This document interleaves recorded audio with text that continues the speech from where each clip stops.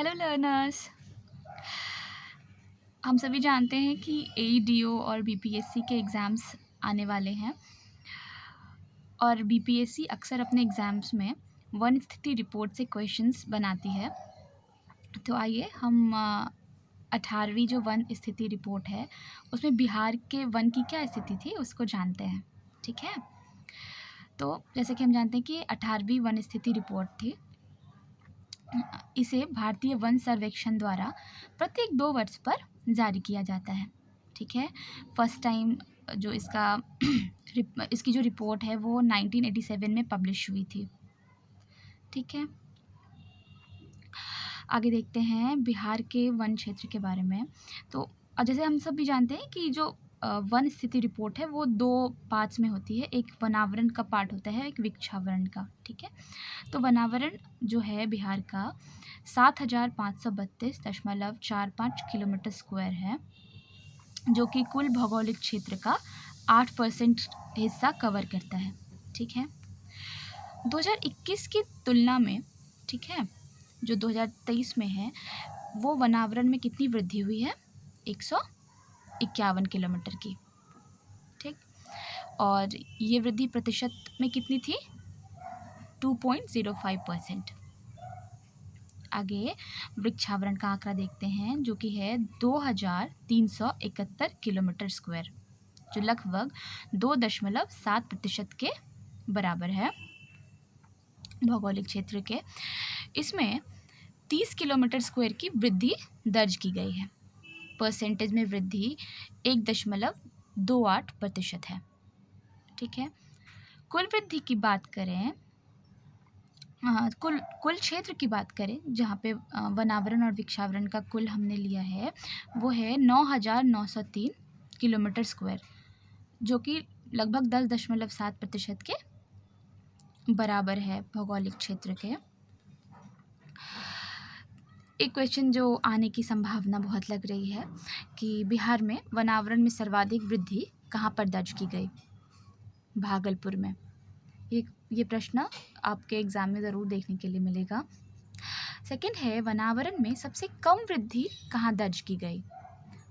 तो वनावरण में बिहार में सबसे कम वृद्धि कैमूर में दर्ज की गई।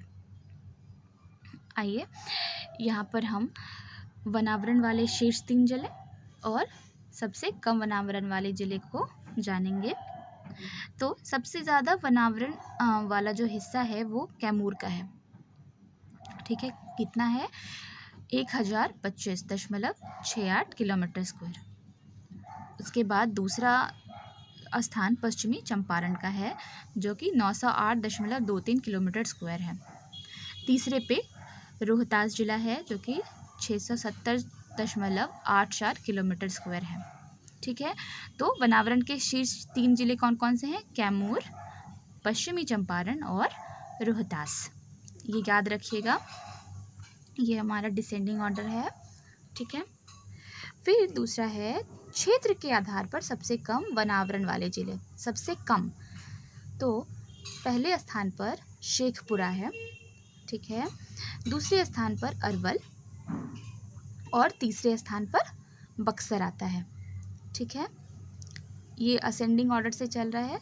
तो फर्स्ट पे कौन है? शेखपुरा, दूसरे में अरवल और तीसरे में बक्सर। ठीक है, आइए अब क्या होता है कि परसेंटेज के आधार पर भी सर्वाधिक जो वनावरण है इसको दर्ज किया जाता है, जिसमें आंकड़ा थोड़ा बदल जाता है। तो फर्स्ट पे कैमूर ही है। ठीक है, लेकिन सेकंड में यहाँ जमुई आ जाता है। ठीक, और थर्ड में मुंगेर। यानी प्रतिशत के आधार पर सर्वाधिक वनावरण कहाँ कहाँ है बिहार में? पहला है कैमूर, दूसरा है जमुई और तीसरा है मुंगेर। ठीक है, आइए प्रतिशत के आधार पर निम्नतम वनावरण वाले स्थानों को जानते हैं। तो इसमें भी फर्स्ट जो कम वाला क्षेत्र है वो शेखपुरा है, दूसरा बक्सर है और तीसरा सिवान है। फिर से जानेंगे कि निम्नतम वनावरण कहाँ कहाँ पाया गया है?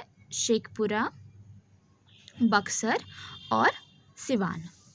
ठीक है, आप ज़्यादातर ध्यान रखिएगा कि आजकल जो बीपीएससी अपने एग्ज़ाम्स लेती है उसमें असेंडिंग और डिसेंडिंग ऑर्डर में काफ़ी क्वेश्चन दिए जाते हैं और अक्सर हम इसी में फंस जाते हैं और गलती कर देते हैं आते हुए प्रश्न को भी। तो इसमें फंसना नहीं है, ठीक है, और ध्यान से सारे प्रश्नों को करना है। अब है सर्वाधिक सघन वन वाले जिले। इसमें 3 जिले आते हैं, पश्चिमी चंपारण, मुंगेर और जमुई। यहाँ पर सबसे ज़्यादा सघन वन पाए जाते हैं। कहाँ कहाँ? पश्चिमी चंपारण, मुंगेर और जमुई। दूसरा है सर्वाधिक खुला वन वाले जिले, ठीक है। तो खुले वन में कौन किसकी किसकी स्थिति मतलब अच्छी है? तो पहले पर है कैमूर, दूसरे में गया और तीसरे में रोहतास, ठीक है। सर्वाधिक खुला वन किस किस जिले में पाया गया है? कैमूर, गया और रोहतास, ठीक है। आपको आज का सेशन कैसा लगा ज़रूर बताइएगा and follow for more. Thank you.